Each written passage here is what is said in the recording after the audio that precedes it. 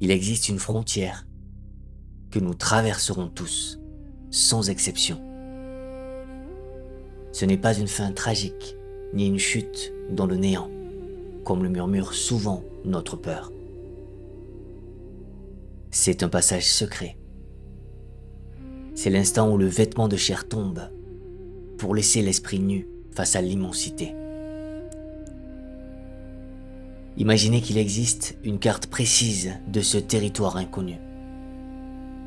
Imaginez une technologie de l'esprit, si puissante et si ancienne qu'elle peut transformer la terreur absolue de la mort en une liberté totale, en un éblouissement de joie. Ce guide existe. Il nous vient des hauteurs glacées de l'Himalaya, là où le ciel touche la terre. Laissez-moi vous emmener au 8e siècle, sur le toit du monde. C'est là que vécut une figure légendaire, Padma Sambhava, celui qu'on nomme le nez du lotus. Maître mystique, fondateur du bouddhisme tantrique au Tibet, il savait que l'humanité de son époque n'était pas encore prête à recevoir certains enseignements. Alors, avec la sagesse d'un jardinier qui plante une graine pour un printemps lointain, il dicta ses instructions à sa compagne spirituelle, la princesse Yeshe Tsogyal. Ensemble, ils ne publièrent pas ce texte, ils le cachèrent. Ils en firent un terma, un trésor spirituel dissimulé dans les entrailles de la terre et de l'esprit, destiné à dormir jusqu'à ce que le monde en ait désespérément besoin. Il fallut attendre 6 siècles pour que ce trésor soit exhumé par le découvreur Karmalingpa, au XIVe siècle, offrant ainsi sa lumière à notre époque troublée.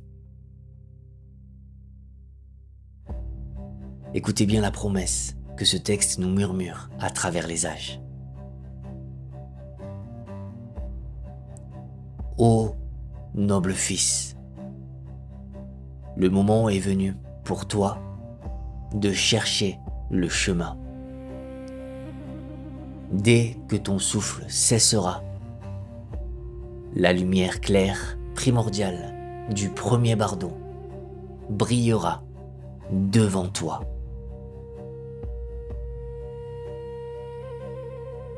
Ces mots sont le cœur battant du Bardo Todol Tienmo.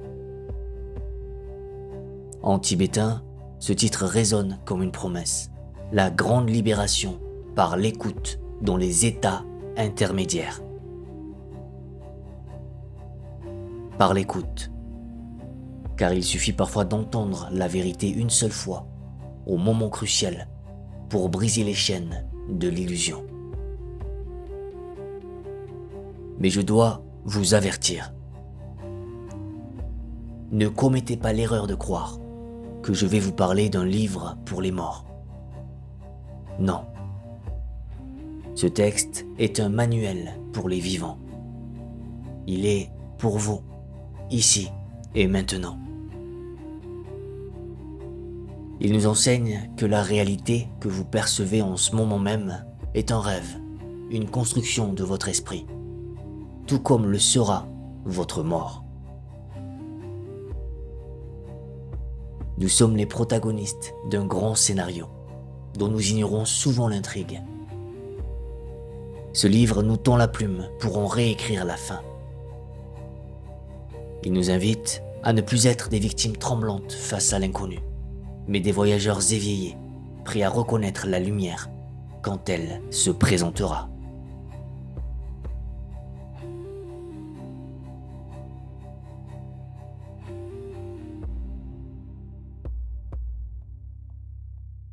Lorsque la dernière saison de votre vie corporelle arrive, ne craignez pas ce qui se passe en vous. Ce n'est pas une destruction, c'est un déliement. C'est le retour des éléments à leur source, comme une vague qui retourne à l'océan. Je vous invite à visualiser ce processus avec douceur. D'abord, l'élémentaire se dissout dans l'eau. Vous sentirez peut-être une lourdeur immense, comme si une montagne se posait sur votre poitrine, vous ancrant dans une paix immobile. Puis, l'eau se dissout dans le feu. Vos fluides s'assèchent, votre bouche perd sa salive, et le monde fluide des émotions se fige. Ensuite, le feu se dissout dans l'air. La chaleur quitte vos extrémités, se retirant doucement vers le cœur, comme un foyer qu'on laisse s'éteindre pour la nuit. Enfin, l'air se dissout dans la conscience. Votre souffle, ce fidèle compagnon de chaque instant, s'arrête.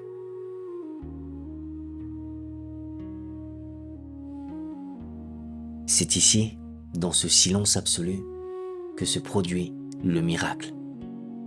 Le ciel de votre esprit se vide de tous ces nuages.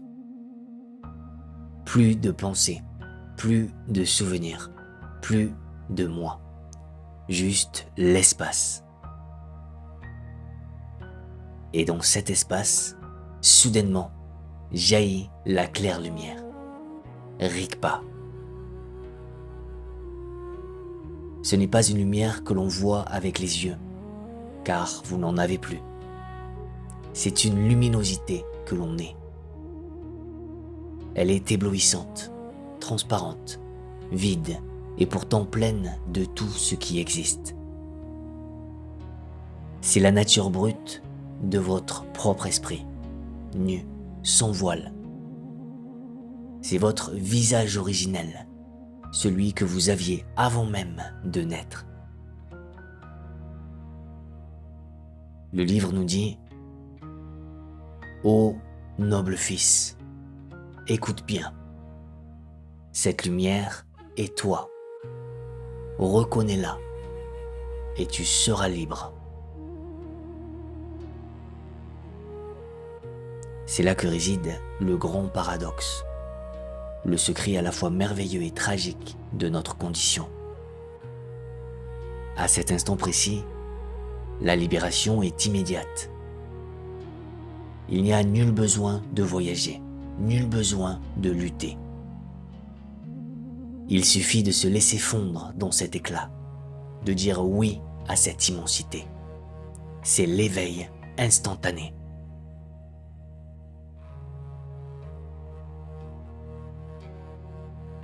Mais hélas, nous sommes des créatures d'habitude. Nous avons passé notre vie à nous identifier à nos petits corps, à nos petites histoires, à nos peurs. Cette lumière est si vaste, si pure, qu'elle nous terrifie. Imaginez un enfant qui a vécu toute sa vie dans une chambre sombre, éclairée seulement par une bougie.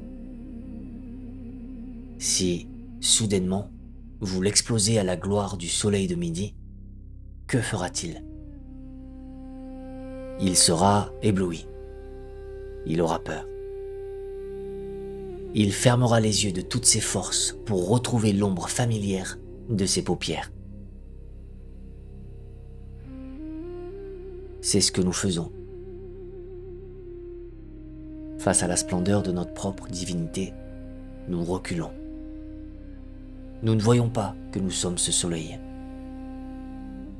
Par peur de cette liberté trop grande pour nous, nous choisissons l'inconscience. Nous préférons l'oubli à la vérité. Et ainsi, parce que nous avons manqué cette première porte, la conscience s'évanouit.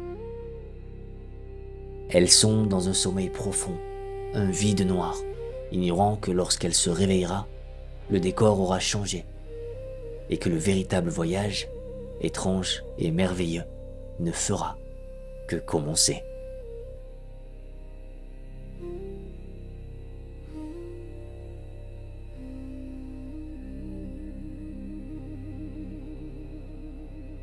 Et puis, vous vous éveillez. Le grand silence du vide fait place à un fracas de couleurs. Vous entrez maintenant dans le Chonier de Bardo, le bardo de la réalité. C'est ici que le grand théâtre de votre esprit ouvre ses rideaux pour une représentation unique, dont vous êtes à la fois le spectateur et le créateur. Imaginez que le ciel tout entier se transforme en un immense vitrail vivant. De cet espace surgissent des formes d'une beauté insoutenable. Ce sont les 42 divinités paisibles. Elles ne viennent pas du dehors, elles jaillissent du cœur même de votre conscience. Elles s'avancent dans des mandalas de lumière pure, des bleus saphirs profonds, des ors liquides, des rouges rubis vibrants. Leurs rayons sont si intenses, si perçants, qu'ils traversent votre être comme des épées de clarté.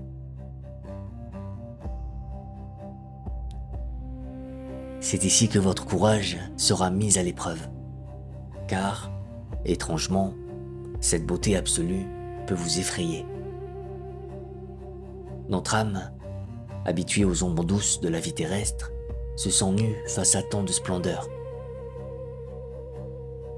Aux côtés de ces soleils éblouissants, vous verrez briller des lumières plus ternes, plus douces, presque familières. Ce sont les lueurs des mondes imparfaits, les reflets de nos vieilles habitudes, de nos jalousies, de nos conforts illusoires. Le texte sacré nous avertit avec la tendresse d'un père.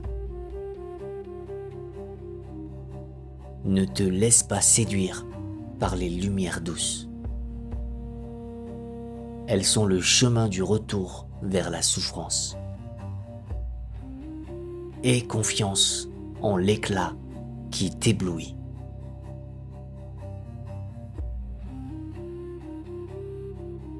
Mais si votre cœur se ferme, si vous fuyez cette beauté trop vaste pour vous, alors le décor change. Le ciel s'assombrit. Le chant des anges devient un grondement de tonnerre. Voici venir les Heruka, les 58 divinités courroucées. Je vous vois trembler face à ces apparitions. Elles sont terrifiantes. Elles dansent au milieu des flammes qui dévorent l'univers. Elles portent des colliers de crâne et boivent le sang de l'ego dans des coupes humaines. Elles hurlent des sons qui font vibrer l'espace comme 1000 éclairs simultanés. Mais écoutez-moi bien, car voici le secret qui peut tout changer. Ne fuyez pas.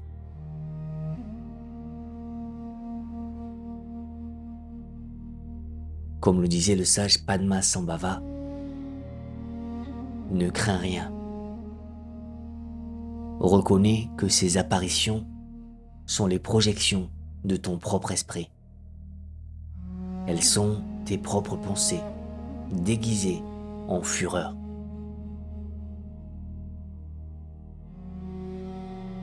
Ces monstres ne sont pas vos ennemis.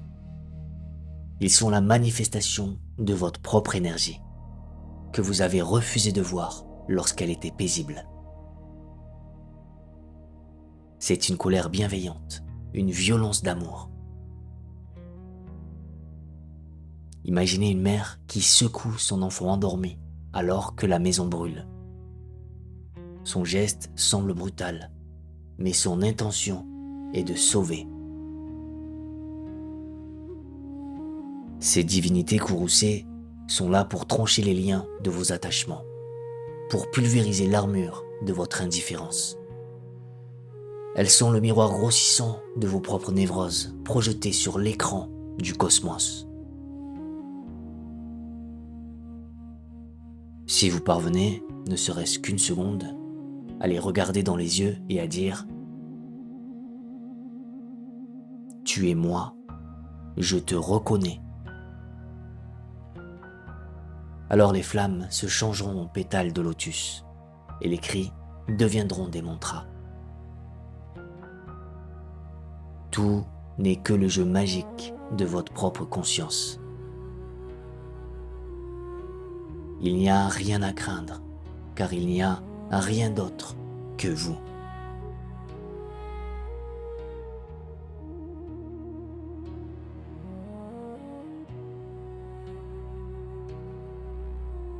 Si vous avez détourné le regard de la lumière éclatante, si vous avez fui le visage courroucé de la vérité, alors vous voici maintenant voyageurs sans terre, emportés dans le Siddha Bardo, le bardo du devenir.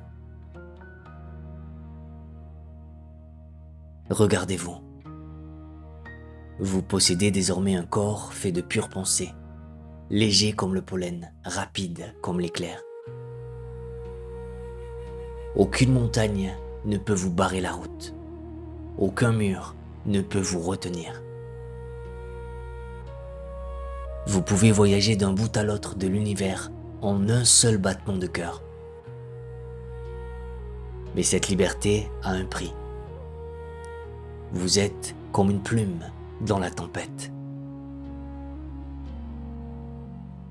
Un vent terrible commence à souffler derrière vous.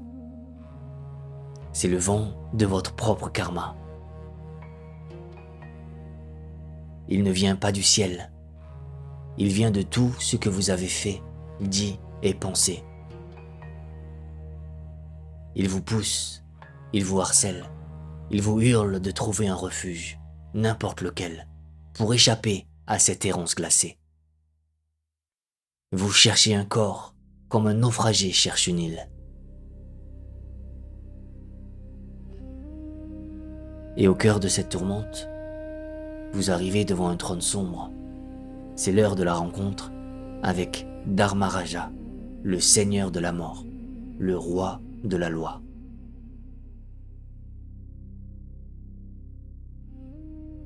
Il tient dans sa main le miroir du karma. N'essayez pas de mentir, car ce miroir ne reflète pas votre visage, mais la nudité de votre âme. Chaque acte de bonté devient un galet blanc. Chaque acte de cruauté, un galet noir. Il les compte, un à un. Vous tremblez peut-être en voyant la montagne de pierre noire s'élever. Vous sentez le poids de vos erreurs. Mais je vous en prie, souvenez-vous de ceci, car c'est votre bouclier. Ce juge à tête de taureau, ce miroir, ces pierres, ils n'existent pas en dehors de vous. C'est votre propre conscience qui se juge elle-même. C'est votre propre culpabilité qui prend la forme d'un monstre. Si vous comprenez que ce démon est vide, qu'il est une illusion née de votre peur, il disparaîtra comme la brume au soleil levant.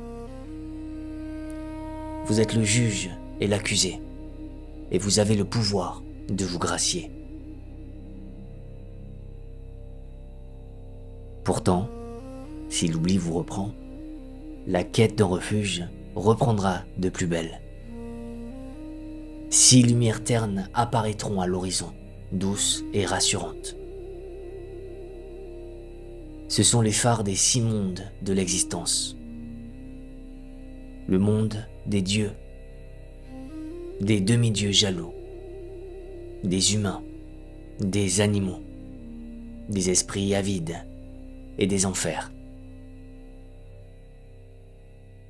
Vous serez fatigué. Vous voudrez vous reposer. Vous verrez des visions, des forêts, des cavernes, des palais ou des lacs de feu.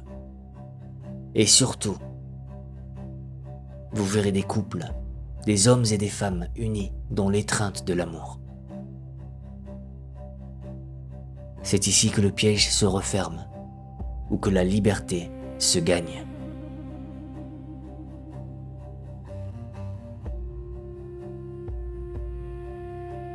Si le désir vous saisit en voyant ces couples, si la jalousie vous mord le cœur, vous serez aspiré.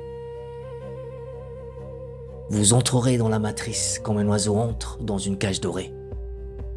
La porte se refermera et vous oublierez tout pour renaître, encore une fois, dans le cycle des pleurs et des joies. Mais il existe un secret pour fermer cette porte. Le livre murmure « Considère ces couples non avec désir, mais avec dévotion. Vois en eux un père et une mère divins. Offre-leur ta bénédiction et passe ton chemin. » Si vous ne pouvez pas empêcher votre renaissance, choisissez-la avec sagesse. Ne vous précipitez pas vers la première lueur venue. Cherchez une lumière jaune, celle du monde humain, là où la sagesse peut encore être apprise. Guidez votre âme comme on guide un navire dans la tempête, non par la peur, mais par l'intention pure. Car même à cet instant ultime, vous restez le capitaine de votre éternité.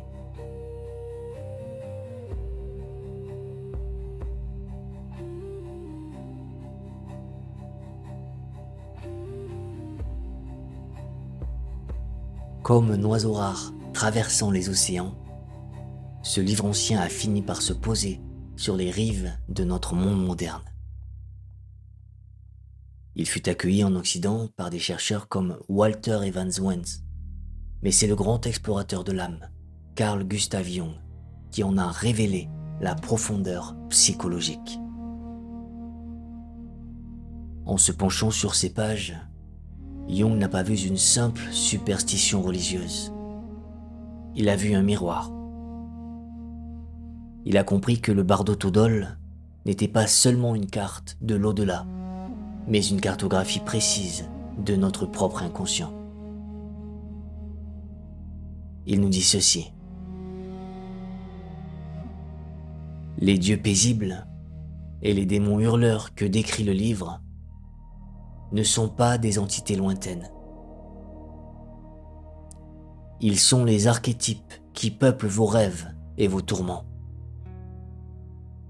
Ce sont vos propres visages, cachés sous des masques de lumière ou d'ombre.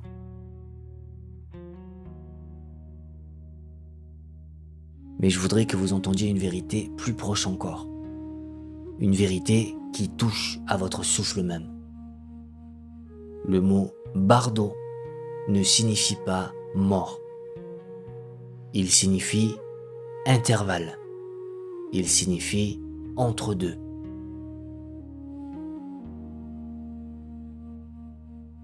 Et si je vous disais que vous traversez des bardos chaque jour de votre vie?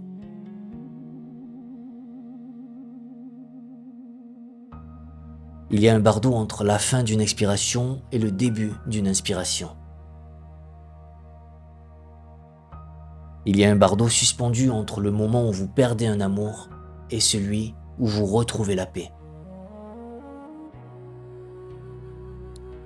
Il y a un bardo dans le silence qui suit une colère, ou dans l'espace blanc entre deux de vos pensées. Chaque transition, chaque rupture, chaque changement brutal est une petite mort. C'est un moment où le sol se dérobe, où vos repères s'effondrent. C'est là, dans cette fissure, que la réalité se révèle. L'enseignement de ce livre est donc un guide pour l'ici et maintenant. Il nous invite à ne pas fuir ces moments de vide, mais à les habiter. Lorsque vous pratiquez la méditation, ou simplement lorsque vous vous asseyez en silence face à un paysage, vous faites une répétition générale. Vous apprenez à laisser mourir le petit moi, cet ego bruyant qui veut toujours avoir raison, qui veut toujours posséder. Vous apprenez à lâcher prise. Chaque fois que vous acceptez de perdre une illusion pour embrasser la vérité, vous traversez un bardeau avec succès. N'attendez pas la fin pour devenir libre. Car apprendre à mourir à ce qui est faux en vous, c'est, en vérité, la seule et unique façon d'apprendre à vivre pleinement.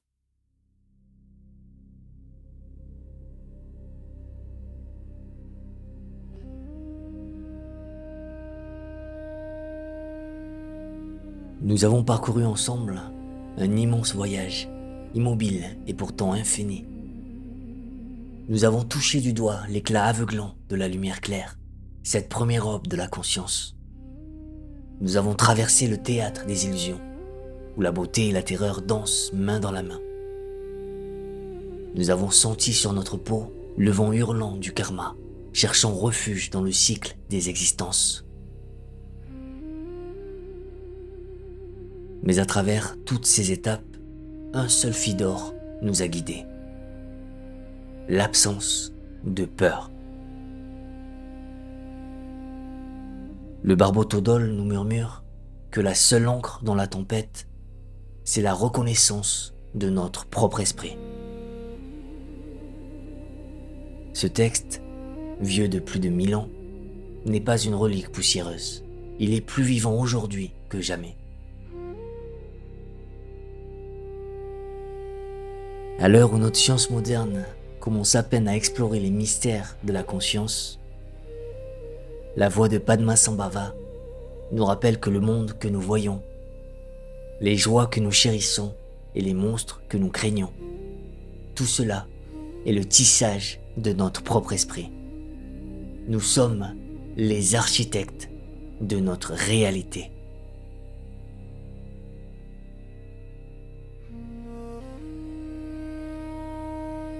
Je vous invite donc, du fond du cœur, à ne pas attendre le dernier soupir pour ouvrir les yeux. Ne voyez pas ce livre comme un manuel pour la fin, mais comme un guide pour le commencement. Lisez-le non pour apprendre à mourir, mais pour apprendre à être véritablement éveillé. Laissez-moi vous laisser avec une dernière question, une graine à planter dans le jardin de votre silence. Et si vous n'aviez pas besoin de mourir pour connaître le bardo? Et si, en ce moment même, assis là où vous êtes, vous étiez déjà dans un état intermédiaire?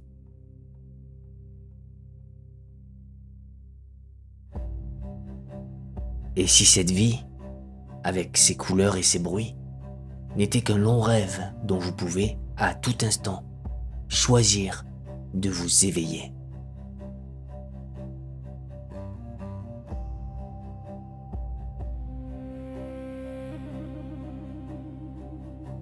Merci d'avoir marché à mes côtés sur ces sentiers invisibles. Que votre voyage soit léger et que la lumière, toujours, vous reconnaisse comme l'un des siens.